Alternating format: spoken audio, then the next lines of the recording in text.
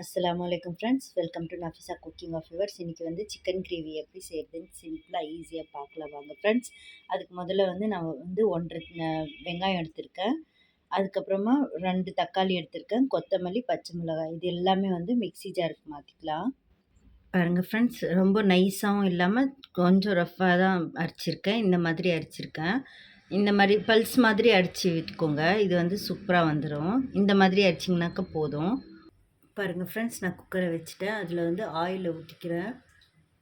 இப்போ வந்து 5 ஸ்பூன் மாதிரி நான் ஆயில் ஊற்றிக்கிறேன்.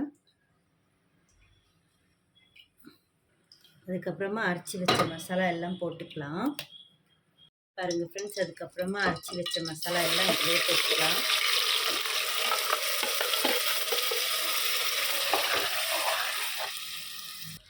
இப்போ இதில் வந்து தேவையான அளவுக்கு உப்பு போட்டுக்கலாம்.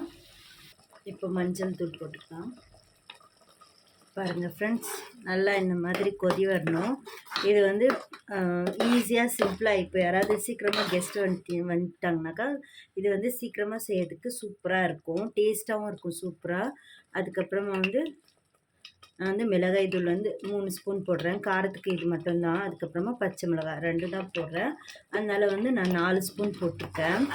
இப்போ இந்த சளிக்கும் இது சூப்பராக இருக்கும் டேஸ்ட்டு. அதுக்கப்புறமா கரம் மசாலா 1 ஸ்பூன் போடுறேன். பாருங்கள் ஃப்ரெண்ட்ஸ், அதுக்கப்புறமா ஒரு 2 ஸ்பூன் வந்து நான் இஞ்சி பூண்டு விழுது போடுறேன். இது வந்து ரொட்டிக்கு, இடியாப்பத்துக்கு எல்லாத்துக்கும் வந்து சூப்பர் டேஸ்ட்டாக இருக்கும்.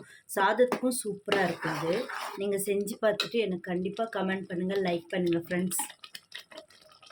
எல்லா இன்க்ரீடியன்ஸும் போட்டியாச்சு. இப்போ வந்து சிக்கனை போட்டுடலாம். இதுலேயே நான் வந்து சிக்கன் வந்து போனோடவே எடுத்திருக்கேன். அதுதான் சூப்பராக இருக்கும் இதுக்கு.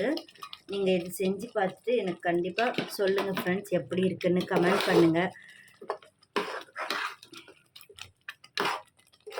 நல்லா இது வந்து தண்ணி அப்சர்வ் ஆகிடுச்சின்னா இது வந்து ஒரு 2 டம்ளர் தண்ணி போட்டு மூடியை போட்டுருங்க. பாருங்கள் ஃப்ரெண்ட்ஸ், நான் தண்ணியை போட்டேன். இப்போ வந்து மூடியை போட்டுடலாம். 2 விசில், ஒரு விசில் விட்டு இன்னொரு விசிலுக்கு வந்து ஆஃப் பண்ணிவிடுங்க. அதுக்கு வந்து சூப்பர் டேஸ்ட்டாக இருக்கும் இது.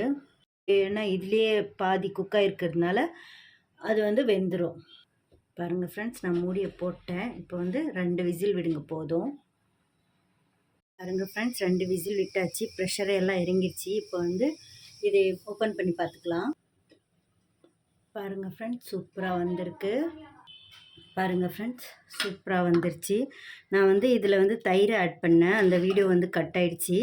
இதில் வந்து ஒரு 2 ஸ்பூன் வந்து தயிர் ஆட் பண்ணிக்கோங்க. அவ்வளோதான் ஃப்ரெண்ட்ஸ், வாங்க சர்வ் பண்ணிக்கலாம். பாருங்கள் ஃப்ரெண்ட்ஸ், சூப்பராக ஈஸியாக சிம்பிளாக சீக்கிரமாக ரெடி ஆகிடுச்சு சிக்கன் கிரேவி. நீங்களும் வீட்டில் செஞ்சு பார்த்துட்டு எனக்கு கமெண்ட் பண்ணுங்கள் ஃப்ரெண்ட்ஸ். அவ்வளோதான் ஃப்ரெண்ட்ஸ், அல்லாஹ் ஹாஃபிஸ்.